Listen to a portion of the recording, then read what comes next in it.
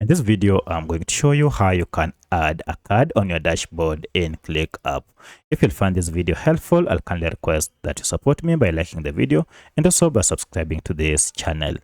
Alright, so adding a card is pretty simple in ClickUp dashboard. First, go to the dashboard here and create a new dashboard, or go to any of the dashboards that you have been working on. And for my case, I want to add a card on this dashboard. To add a card on the dashboard, go ahead and click on card here that has a plus, and you'll have here quite a number of the types of cards that you can add. And as you can see, among them we have AI card, custom cards, print, status, tags, assignees, and so many others. So choose the one you want, or you can just go through this list and identify the card type that you want. For instance, I'd like to add this priority breakdown card.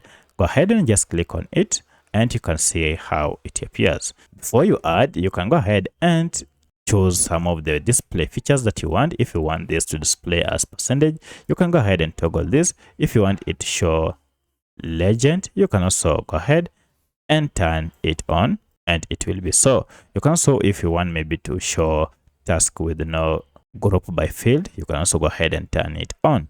Once you're done, now you can go ahead and click on add here, and you can see just next to the last card, this will be inserted. So that's how you can add a card. Now from here, you can resize it, or you can manage it the way you want, and it will be done. So you can also go ahead and move it wherever you want, and it will be inserted. For instance, I can go ahead and insert it here, and then resize it to this size, and it will be done. So that's how you can add cards on your dashboard in ClickUp.